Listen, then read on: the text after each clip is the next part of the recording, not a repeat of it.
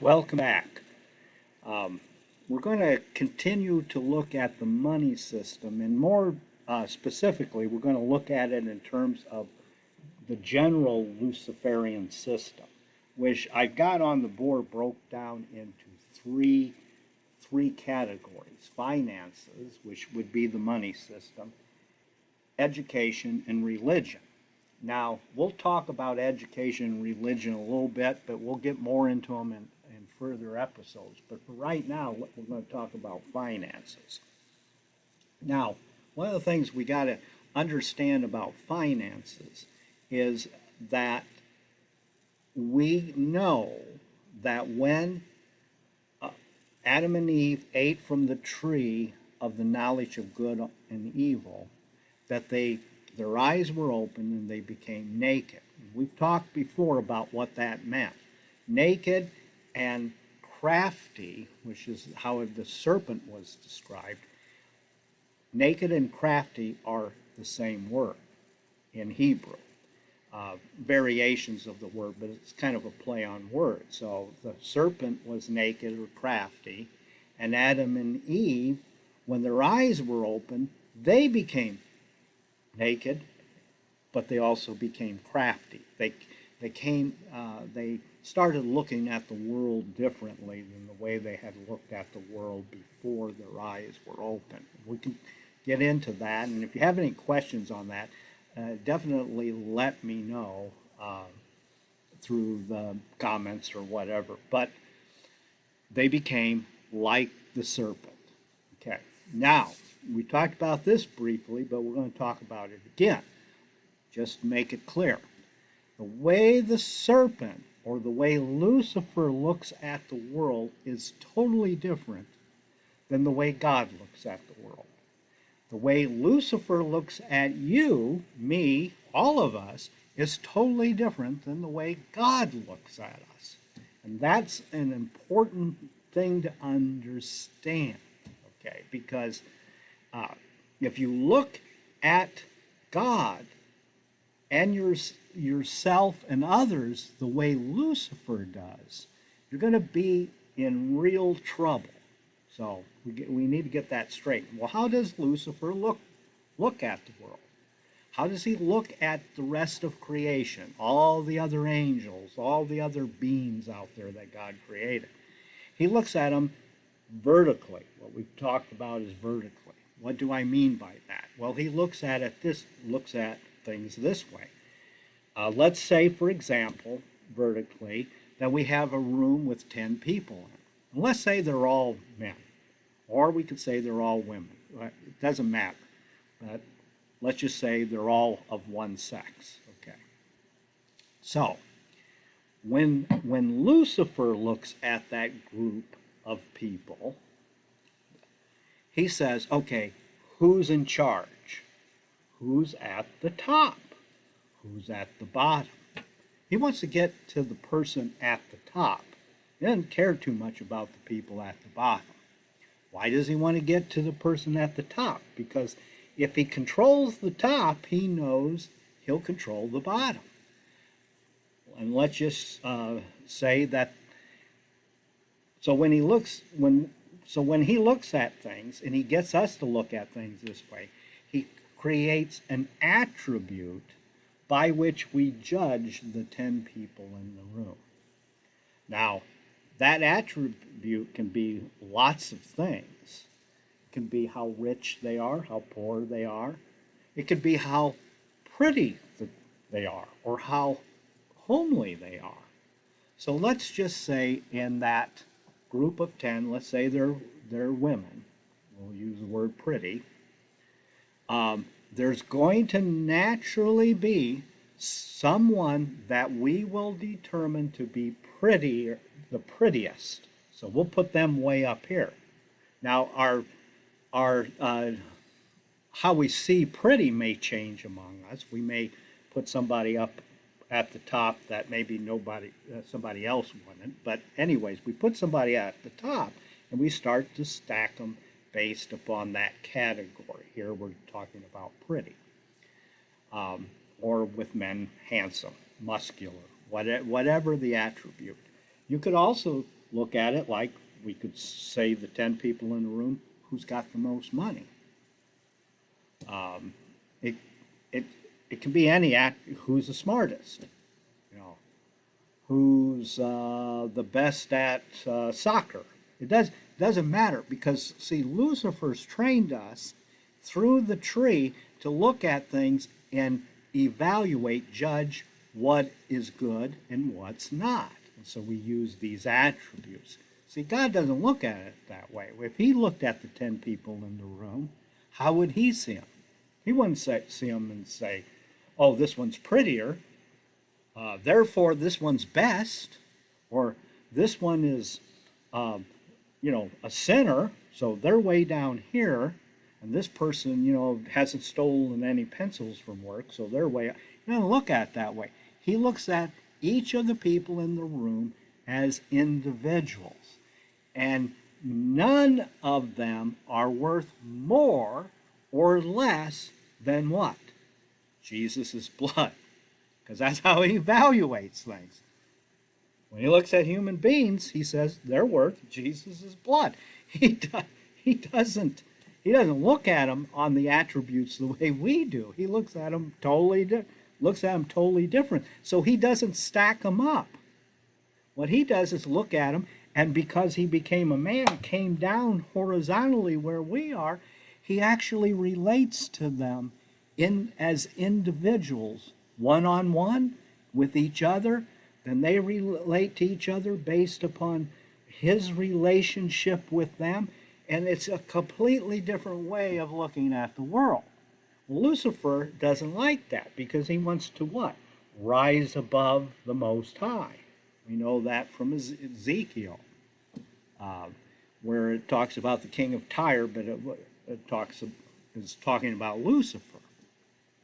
So he's going to set up a world that's going to judge people based upon the attributes he chooses.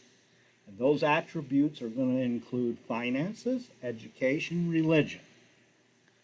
So we need to be aware of that, because if we start to see everything that's happening, everything that's happened to us from the time we were born to now, this system has been trying to shape who we are based upon Lucifer's evaluation rather than upon God's evaluation of who man is.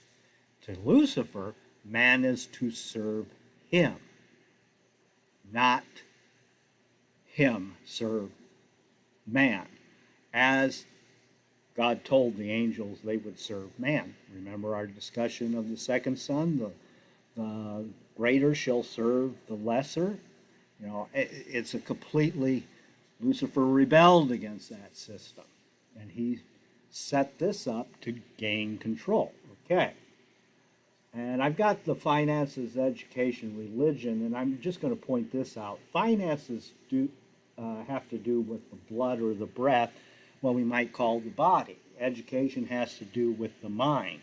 That's why Paul says later on, he says, you must renew your mind. So your mind's been shaped by something other than God, so now it's got to be renewed.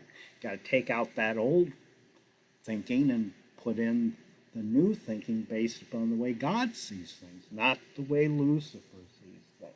Same way with religion, which is aimed at possessing your soul, your life, your spiritual energy, to again make his kingdom. Why are finances important on to the body of the blood? Well, after Adam and Eve ate from the tree, took on the nature of the serpent, took on the nature of Lucifer, where we started looking at things as what's good, what's evil, what's pretty, what's not pretty. We started looking at things that way. What God did in response is he did what? He cursed the ground. What does that mean? Well, up until that time, Adam or Eve, if they wanted something to eat, they just reached up, picked an apple or whatever it was off the tree and ate it. And God says, now, to get that food, to get that thing that's going to sustain your life, make your blood pump, sustain your breath, all of this, keep your body going, you're going to have to work the ground. You're going to have to mix with the ground your blood, sweat, and tears. You're going to struggle to make this happen. As we talked about earlier in the previous episode, that creates a world of where we have to cooperate with people. Well, a lot of times people don't want to cooperate with other people. They want to get control because, again, of that Luciferian way of looking at the world. So, what is our money system? What is the finance system? Well, I put up on here, this is literally how he controls the nations. Because we're going to talk about the system in America, but this system's the same in most countries. There's a few exceptions. Like I talked last time, Russia kicked out the central bankers, or the equivalent of their Federal Reserve. He kicked out the bankers. That's why he's public enemy number one. It isn't going into Ukraine. Few years ago, 5 years, 10 years ago, we wouldn't have cared at all about Ukraine. We were brainwashed into thinking that somehow Ukraine is a democracy. We've been brainwashed into thinking that, so that we can make Putin an enemy for attacking this democracy.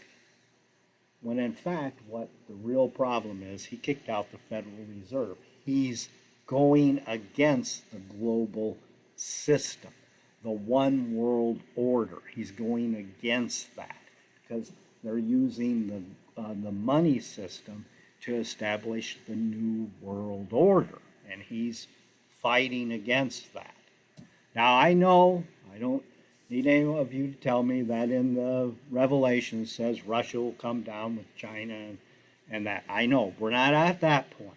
We're at this point where there's a revealing of evil before we go into that. And that's what we're talking about here. So, let's talk about our system.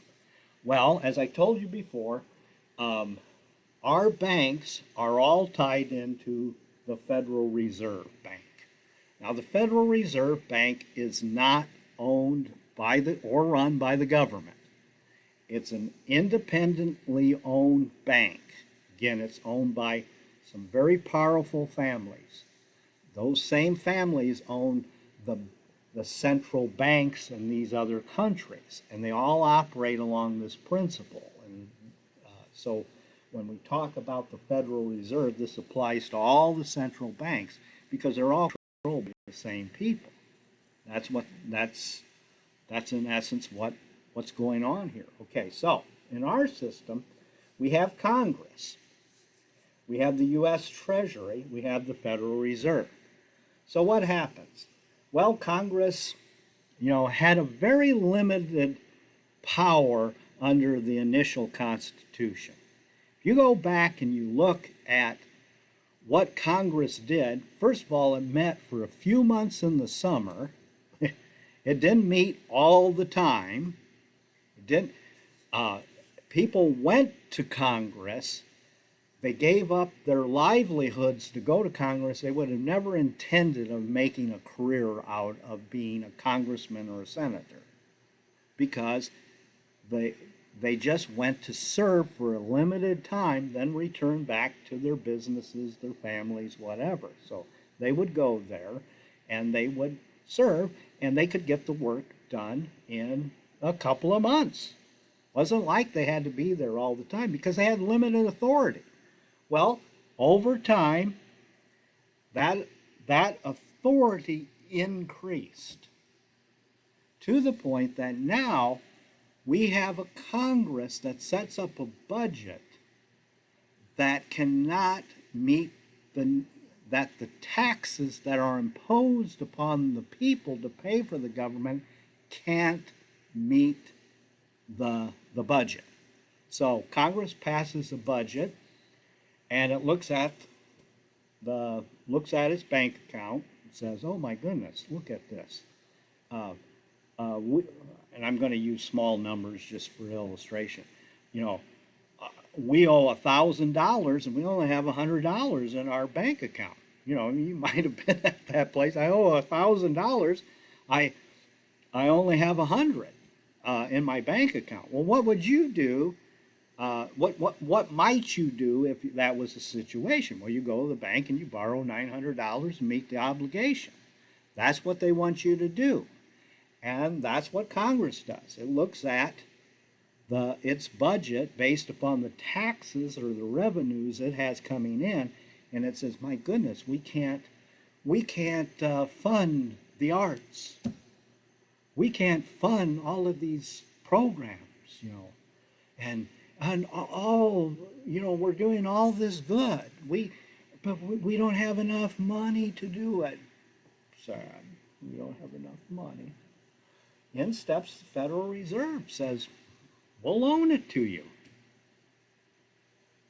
In fact, they control the banking system, including the bank account that the U.S. Treasury has. They control that. Because, as you're going to see, when Congress says we need money to spend, what does it do? It tells the U.S. Treasury to print these. And again, if you look at this, it says Federal Reserve note. So every time one of these is printed by the U.S. Treasury, the head of the Treasury signs it. And what is it? It's a note. It's saying that the government owes the Federal Reserve for each dollar that's printed. When these dollars are printed, where do you think they go? They go to the Federal Reserve. The Federal Reserve owns the dollars. All the U.S. Treasury did was print the dollars. Just like all the U.S. Treasury did was say, "Oh, we need more money. We need to borrow from you again, Federal Reserve." Federal Reserve says, "Well, then print the notes. Print them out, sign them," which he does, "and send them to us for keeping." And and then we'll distribute them through the banking system.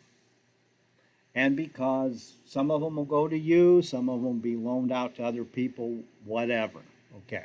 So this is a debt instrument.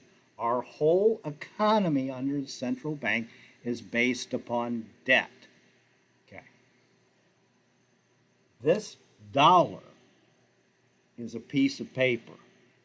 It's absolutely worthless in and of itself. Take that piece of paper, what can you do with it?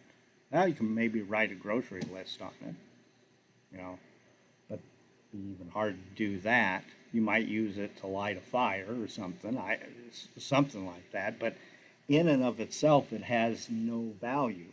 What is its value?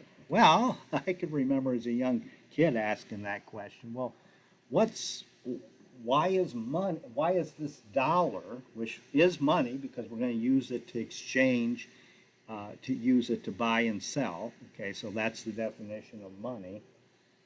But this money, why is it worth anything? And I remember hearing, well, it's backed by the full faith and credit of the United States government and the people. Okay, well, let me ask you this. Let's say there's somebody who is terribly in debt, and he comes to you and says, "Will you loan me $1,000? I promise to pay it back." And you look at his finances and you say, "Well, you can't even make your bills now. How are you going to pay me back?" "Oh, I promise I will." And So you get him to sign a note that he will pay you back. What's that worth? How likely is he to pay you back? How likely are we to pay back the national debt? I mean, I think it's like 21, 28 trillion dollars. We're at a place where we can never pay back that debt. Because we live in a debt economy, what does that do? That makes us all slaves to the Federal Reserve or to this group of people at the top, because we've set up a system, again, where the rich are up here and everybody else are serfs, slaves. You may think you're free in America. You're not free at all. You're not free. You're a slave. What will set you free? The truth will set you free. And that's what's happening now. The truth of all of this is starting to come out, and it's starting to set people free, and they're going crazy over this. They're going to start a war over this just to keep you, oh, I'll do whatever you say. So, Federal Reserve takes these dollars printed by the U.S. Treasury, these notes, and goes through the banking system. The banking system loans them out to other people, creates more debt instruments, money supply goes up because, see, the banks can loan out a lot more money than they actually have in their bank account. They can maybe, and I'll give you an example, and the percentages change, but for every $10 they may have in their reserves, they can loan out $100. So the money supply increases. That's why we have inflation. This whole system is set up to a place where it will create inflation. In fact, as Cliff High would tell you, that's the only product that the Federal Reserve has is inflation. And at a certain point in time, inflation gets so bad that they need something to reset the whole thing. A war, a pandemic, something to reset this so that we don't see what's going on behind the curtain, like in The Wizard of Oz. We don't see what's going on beside the screen. We don't see we're really slaves to these people who are Luciferians. We don't see that. So this goes, it's distributed. And what happens? Well, some of it comes back to Congress because they passed these bills. They got these spending programs out there. So what do they do with the money? They spend it. Do we know where it goes? Does anybody do an accounting of this? Not really. In fact, we sent money to Ukraine. And what happened? Well, Zelensky took some of that money, and as I told you before, he invested in this shell company that was supposed to be an investment company. And that investment company, look it up, it just happened. It went bankrupt on the day after the election. What did that company do when that was supposed to invest money? Took in a lot of money from other people, but it took in money from Zelensky they were supposed to invest. Well, what did they do? They funded the campaigns of some Republicans and a lot of Democrats to beat whoever.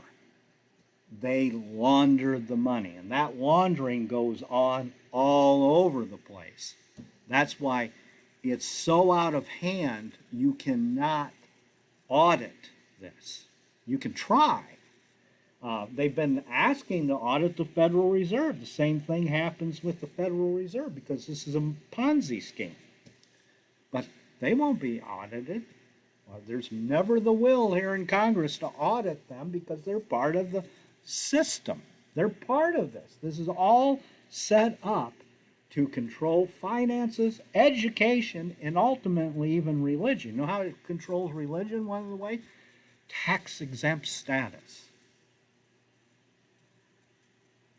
That's pathetic that the church would be more interested in its bottom line and the fact that it's tax exempt than the truth. And there's other things that they've done here, but we won't get into those. We'll get into them at a later time. Education. They own the school system because Congress funds these educational bills. And when they do one of these educational bills, what do? They put all of this woke nonsense and stuff into the education system. And they say, hey, if you don't want to do these policies, if you don't want to mandate vaccines for children, if you don't want to teach them about, the transgender stuff, then you won't get the money. It's all aimed at controlling what we do, how we think, and even how we see God. It's all aimed at controlling us, because in the Luciferian mind, you're cattle. You're to be exploited. You're to be used. Just as in Lucifer looks at the creation and says, it's mine. I'll control it and I'll use it to build my kingdom. This is what's going on, folks. If you don't want to wake up, if you don't want to see it, that's okay. It's still going to go on. Now, there are people, because a lot of good Christian people have been praying for eyes to be open, just like what's happening in Ashbury. It just happened in Ashbury, where there's been the revival that spread between. God's not given up. God's not sitting up there wringing his hands like most of the people I talk to. What is going to happen, Mr. Hayes?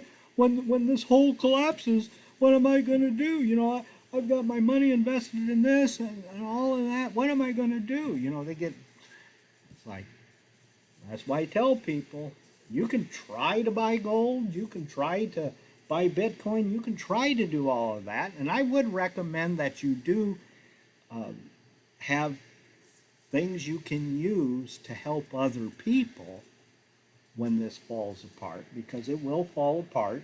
Something else will take its place, and we'll maybe talk about that some other time. Will take its place, but there'll be a time where this will be pretty bad and people are going to struggle to survive. So as the church, what should the church be doing? Well, let's get prepared for this. Let's get prepared to walk with people through this. Let's get prepared to do that. Well, how are we going to get prepared to do that? Is it by building another bigger place where we can have multi-shows and all of that? We can compete with the world on the stage to draw people in? Or is it going to be by forming a personal relationship with Jesus Christ that's real, not based upon all of this? Is that what's going to get us through the times coming? Yes. So I tell people, you can worry about this, or you can get close to Jesus. Let the Holy Spirit infill you. Let the Holy Spirit renew your mind. Renew how you look at God.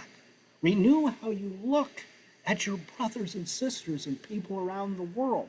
Not as the Luciferians look at that, but as God looks at these things. That's what we need to do. Because we have the promise that if we turn to Him, He'll take care of our needs. We have that promise. So, next time we're going to talk a little bit more about the money system. If you have any questions on the money system, you can email me. Now, my email address is pretty easy. It's philhesh@yahoo.com. I don't get many emails there. I have another email where I get all emails, and that's basically my name, which is ATTY, Philip with one L, E, that's my middle initial, Hesch, HESCH @yahoo.com. You can email me there with questions. You can put down in the comments section, you can say, I'm lost here, can somebody help me? And I know there's several brothers that I meet with regularly that watch the videos, and they'd be more than happy to help you. So, again, as we go into this time, we need to understand this, but we don't need to be paralyzed by this. In fact, as one brother told me, the more he understands that, the more he says, hallelujah to God, the greater he sees God. And that's what this is supposed to do. As you see evil, darkness, and then the light comes and dispels the darkness, you see how this really doesn't matter too much if you know Jesus. So that's what we need to focus on as the church. Till the next time, God bless you. God bless everyone on the other side of the video, the screen, as Trey Smith would say. And again, if you have any questions, don't hesitate to ask me. Till then,